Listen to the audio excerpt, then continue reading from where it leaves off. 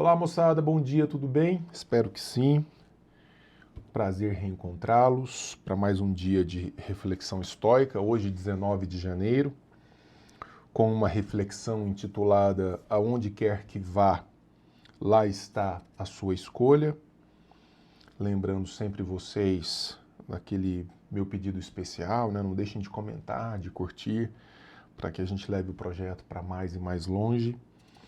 Pois bem, diz Epiteto a respeito de aonde quer que vá, lá está sua escolha. Um pódio e uma prisão são ambos lugares, um elevado e o outro baixo, mas nos dois tua liberdade de escolha pode ser mantida se assim desejares. Como eu tenho uma atuação pública como professor de filosofia, como explicador das coisas da filosofia, sempre aparece para mim no privado, no inbox, numa mensagem qualquer, alguém dizendo: professor, eu gostaria de fazer isso, mas as minhas circunstâncias me impedem. E aí a questão, de um ponto de vista estoico, é menos o que as suas circunstâncias te impedem de fazer e mais o que você consegue fazer diante das circunstâncias que estão à sua disposição. Por uma incrível coincidência, no momento em que eu estou fazendo esse vídeo, me mandaram na caixinha lá do Instagram assim: eu não tenho o hábito da leitura, não tenho livros em casa, como travar contato com as coisas da filosofia? Ora, você tem que olhar quais são as suas circunstâncias. Tem biblioteca perto da sua casa? Você tem ido à biblioteca municipal? Você já deu uma olhada na biblioteca municipal, na biblioteca estadual, na biblioteca de alguma universidade, alguma coisa próxima a você, que esteja a uma distância percorrível? Você tem frequentado boas páginas nas redes sociais? Está aqui, ó, YouTube falando de filosofia. Então, quer dizer, se eu for esperar condições ideais para fazer aquilo que eu considero precisa ser feito, eu vou morrer esperando. Eu mesmo olho aqui para o meu espaço e falo assim: puxa, eu tenho um espaço extraordinário para trabalhar, mas podia ser um estúdio, né, com câmeras assim, assado, com câmeras digitais para todos os lados, com iluminação. Não. Pega o que você tem, no meu caso, eu já tenho o privilégio de ter coisas legais, e faça com o que você tem. Comece, apenas comece. Faça com as circunstâncias que te dizem respeito.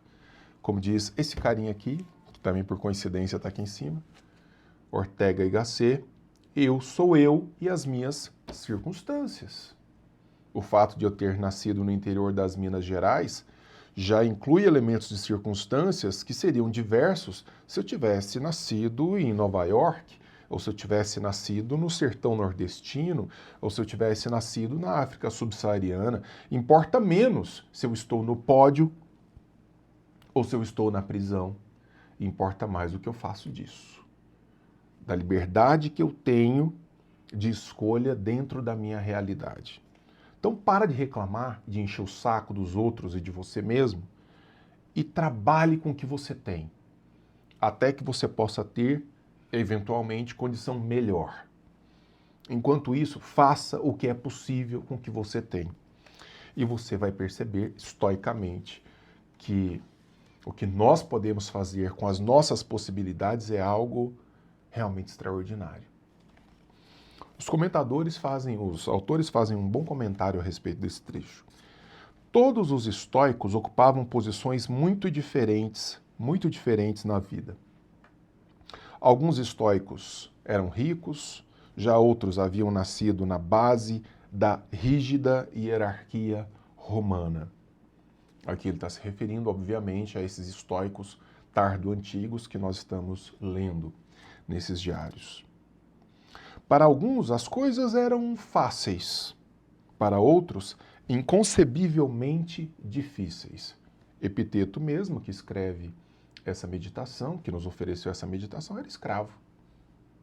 Era um escravo, até se tornar um professor de filosofia. todos nós... Desculpa. Isso também é verdade a respeito de nós. Todos chegamos à filosofia vindos de diferentes origens. E mesmo em nossa vida experimentamos períodos de boa e má sorte. Mas em todas as situações adversas ou vantajosas, devemos fazer apenas uma coisa: nos concentrarmos no que está sob nosso controle em oposição ao que não está. A vida é o seguinte: se você em determinado momento está se sentindo realizado, as coisas estão indo bem, tudo está correndo bem para você, saiba que isso passa. Se a vida está um lixo, está tudo muito difícil, está tudo muito complexo, né? Situação caótica, saiba que isso passa. Então você não tem que depender disso. Você tem que depender do modo como você vai lidar com isso. Não importa se eu estou numa prisão, como vários dos estoicos ficaram, saindo de condições privilegiadas e ser jogado num buraco, num cárcere, como aconteceu com Sêneca, né, que frequentava a alta corte romana e, de repente, foi acusado de ter conspirado e para a cadeia. E não se matar, não se desesperar, não se desestruturar, manter-se firme no propósito dentro daquilo que você pode controlar. Agora mesmo poderíamos estar abatidos com as lutas cotidianas que todos nós temos. Ao passo que apenas alguns anos atrás talvez tivéssemos vivido no luxo. E dentro de apenas poucos dias poderemos estar tão bem que o sucesso seria realmente um fardo. A gente não sabe o que vai acontecer. Daqui a pouco, daqui a tantos anos, nós não temos ideia do que a vida nos reserva. Os gregos, eu estou falando de um período anterior a esse dos filósofos estoicos, eles já conjugavam o verbo no futuro como uma excrescência linguística. Para os gregos antigos, conjugar o verbo no futuro era em si um paradoxo. Existia o futuro, a forma do futuro do verbo em grego antigo, mas é uma forma estranha. Eles chamavam de, nós chamamos na verdade, né, essa forma do grego de futuro desiderativo, né, de futuro do desejo. Por quê? Porque os gregos já sabiam que o futuro é um campo completamente aberto, sobre o qual não temos qualquer domínio. Você controla algumas variáveis do que está diante de você, mas você não controla o que vai acontecer exatamente. Nossa, eu me preparei, estudei para o concurso, estudei todas as variáveis e fiz de tudo para que minha empresa desse certo e acabou, deu errado, faliu, destruiu, etc, etc. Porque o futuro é incerto, é a marca da incerteza. Então, até no registro verbal, os gregos sabiam disso. Que quando eu digo eu vou fazer amanhã mais um diário estoico, eu estou manifestando simplesmente um desejo, sobre o qual eu não tenho qualquer controle. Eu, no meio de uma gravação dessa, posso cair aqui, uma parada cardíaca, seja lá o que for, um avião cair em cima da minha casa e não acontecer mais. Então eu vou ficar esperando isso, o que pode, o que não pode acontecer? Eu faço o que me cabe nesse momento. Uma coisa, portanto, permanecerá constante: nossa liberdade de escolha, tanto no quadro geral quanto no restrito. Tanto no microcosmos da minha vida, com quem eu quero ficar, com quem eu não quero ficar, o que eu vou fazer, olha o joinha aí aparecendo, o que com que eu vou me alimentar, qual o propósito que eu vou conferir na minha vida. Na verdade, isso é clareza. Por isso não há solução fora da filosofia. Não há. Não há solução para o homem fora da filosofia.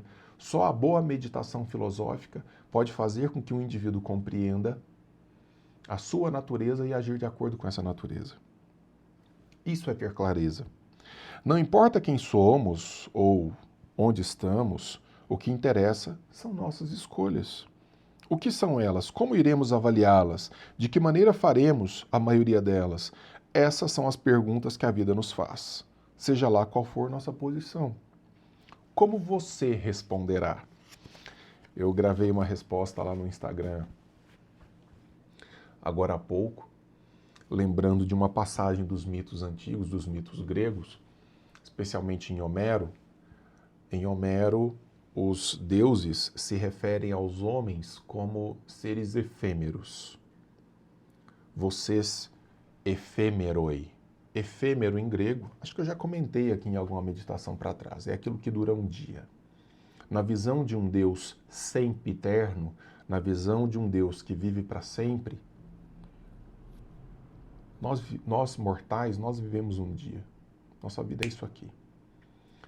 Exatamente por termos uma vida que é isso daqui, mais do que qualquer outro ser, nós devemos calibrar bem aquilo que é importante para a nossa vida. Isso é fruto de reflexão filosófica. Portanto, um Deus que vive para sempre, ele não tem que se preocupar tanto com essa reflexão que nós estamos fazendo aqui. Não faria muito sentido um diário estoico para um Deus eterno. Um diário estoico faz sentido para alguém que tem a vida breve, como nós temos, mas suficientemente breve.